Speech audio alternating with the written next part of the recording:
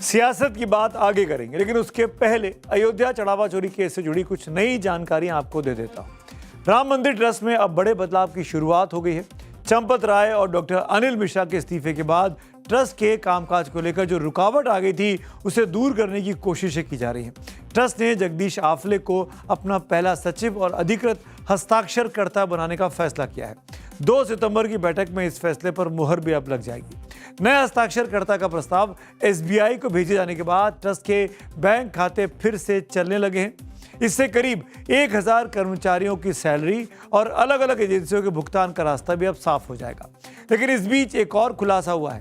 राम मंदिर ट्रस्ट के पूर्व महासचिव चंपत राय ने अपने इस्तीफे का पत्र में एक बड़ा दावा किया।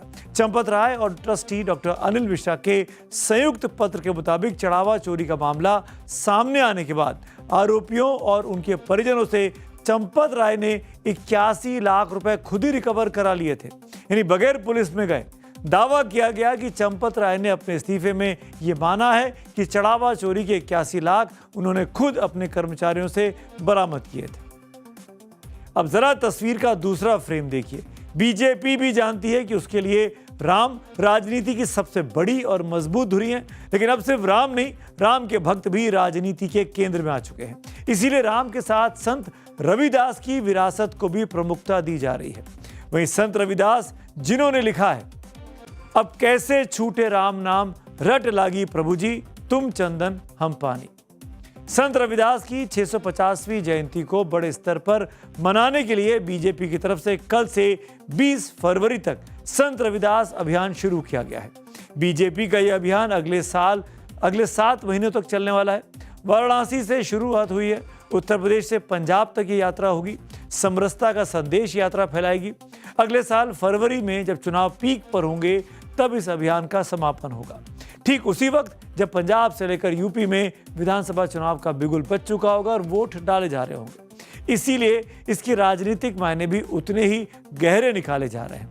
संत रविदास की जन्मस्थली की मिट्टी से भरे 131 कलश पूरे देश में भेजे जाएंगे। इनमें से 104 कलश उत्तर प्रदेश के लिए और 27 कलश और राज्यों के लिए होंगे। देश भर में संत रविदास मंदिरों में दीपोत्सव मनाई जाएगी। गुरुवाणी का पाठ होगा, भजन संध्या और समरसता कार्यक्रम आयोजित किए जाएंगे। 5 अक्टूबर से 5 नवंबर तक जालंधर से वाराणसी तक श्री गुरु रविदास महाराज समरसता यात्रा निकाली जाएगी। अब इसके सियासी मायने भी समझ लीजिए। उत्तर प्रदेश में दलित वोट निर्णायक है। यूपी की लगभग 21% आबादी दलित है। 403 विधानसभा सीटों में से 84 सीटें अनुसूचित जाति के लिए आरक्षित हैं। 2022 के विधानसभा चुनावों में एनडीए ने इनमें से 63 सीटें जीती थी। वहीं पंजाब की अगर बात करूं तो 32% आबादी दलित है। पंजाब की कुल 117 विधानसभा सीटों में 34 सीटें अनुसूचित जाति के लिए आरक्षित हैं। 2022 के इन चुनावों में बीजेपी ने इन रिजर्व सीटों में से कोई सीट नहीं जीती थी। पंजाब के दोआबा इलाके में करीब 12 लाख से अधिक रविदासिया समुदाय के लोग रहते हैं, जिन्हें राजनीतिक रूप से प्रभावशाली माना जाता है। यानी अभियान एक, लेकिन बीजेपी का निशाना 2 राज्यों पर। क्योंकि 2027 की यूपी विधानसभा चुनाव की लड़ाई अब शायद सिर्फ सीटों की नहीं होगी। ये लड़ाई उस बात की भी होगी कि जनता किस राम को स्वीकार करती है, आस्था वाले राम को या राजनीति वाले राम को, या संत रविदास के उस राम को जो ये कहते हैं कि प्रभु जी तुम स्वामी हम दासा, जिनके लिए सत्ता नहीं समर्पण सबसे बड़ा सत्य है। और शायद यहीं से शुरू होती है अपने अपने राम की सबसे बड़ी राजनीतिक कहानी। और अब बात करते हैं आज की तीसरी एक और बड़े डेवलपमेंट की। बात फिर से पेपर लीक की करने वाला हूं, लेकिन इस बार बीजेपी नहीं, उनके सियासी विरोधियों पर पेपर लीक में लिप्त होने के आरोप लगे हैं। मैं अभी बात कर रहा हूं पंजाब में हुए पेपर लीक की घटना की, जहां विधानसभा चुनाव से पहले पेपर लीक के मुद्दे ने सियासी घमासान खड़ा किया है। पेपर लीक पर दिल्ली से जली आग का धुआं पंजाब पहुंच गया है। पेपर लीक से परेशान युवा, रोजगार की तलाश में भटकती उम्मीदें और पहली बार वोट डालने जा रही एक बड़ी आबादी पंजाब का चुनाव इस बार नेताओं के भाषणों से कम और जेनजी के मूड से ज्यादा तय होगा।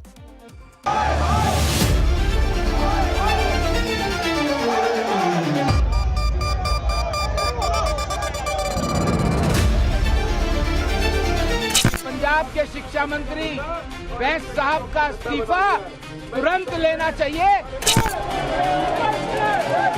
एक कट्टर बेईमान है, इनका कोई कहने का कोई मतलब नहीं, कहते कुछ है करते कुछ है। जो लहर थी जंतर मंतर से दिल्ली से अब पंजाब की ओर बढ़ रही है। पेपर लीक का बहुत बड़ा फर्जी झूठ कांग्रेस और बीजेपी के पेड ट्विटर मीडिया वाले लोग खुल के फैला रहे हैं।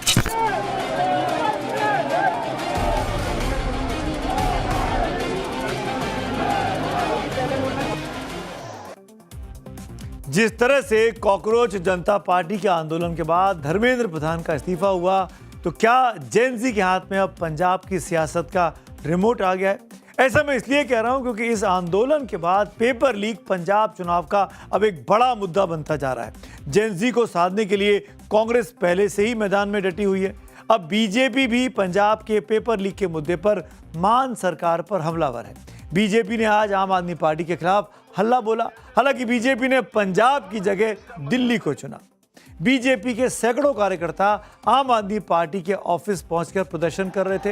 हाथों में बैनर पोस्टर लिए बीजेपी के कार्यकर्ता पंजाब के शिक्षा मंत्री हरजोत सिंह बैंस के इस्तीफे की मांग कर रहे थे। इस दौरान दिल्ली पुलिस ने भी पूरी व्यवस्था कर रखी थी। हालांकि वैसी व्यवस्था नहीं थी जैसी जंतर मंतर पर कॉकरोच जनता पार्टी के प्रदर्शन के लिए की गई थी। बीजेपी के कार्यकर्ताओं को रोकने के लिए दिल्ली पुलिस ने बैरिकेडिंग की थी। देखते ही देखते बीजेपी के कार्यकर्ता बैरिकेडिंग पर चढ़ गए और दिल्ली पुलिस के साथ उनकी हल्की सी झड़प भी हुई। लेकिन हंगामा कर रहे कार्यकर्ताओं को दिल्ली पुलिस ने बड़ी आसानी से टैकल कर लिया। बिना लाठी चलाए बीजेपी कार्यकर्ताओं को हिरासत में ले लिया गया और सड़क खाली भी करा ली गई।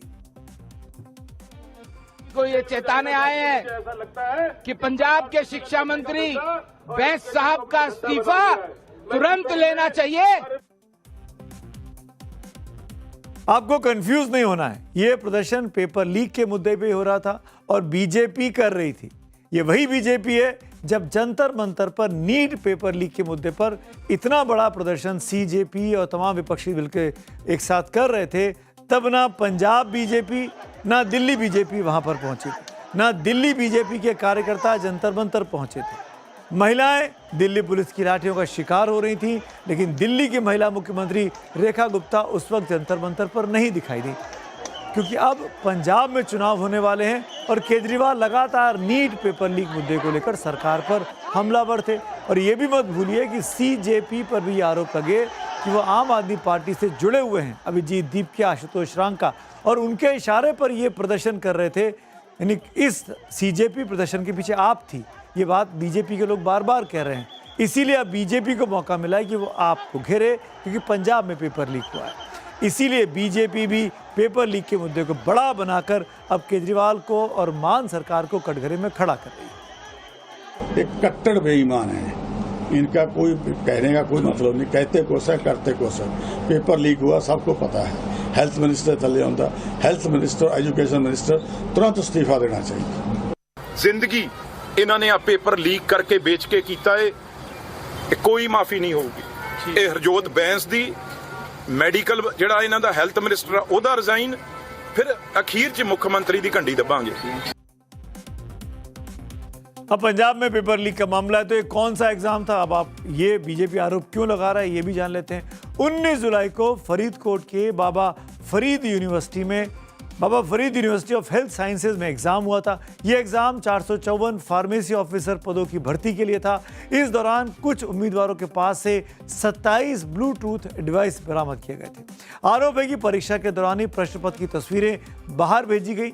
इस मामले में एफआईआर दर्ज कर ली पंजाब पुलिस ने और 7 मास्टरमाइंड सहित 28 उम्मीदवारों को गिरफ्तार भी कर लिया। पंजाब सरकार का कहना है कि कोई पेपर लीक नहीं हुआ, सिर्फ इलेक्ट्रॉनिक गैजेट से नकल का मामला सामने आया था। लेकिन अब देखना होगा कि पंजाब सरकार की सफाई का जेन ज़ी पर और बीजेपी इसका क्या जवाब देती है, क्योंकि जिस जेन ज़ी आंदोलन ने केंद्र सरकार के शिक्षा मंत्री धर्मेंद्र प्रधान का इस्तीफा ले लिया, वही जेन ज़ी पंजाब के चुनावों को भी प्रभावित कर सकती है। इसे समझने के लिए आपको पंजाब के कुछ आंकड़े दिखाता हूं।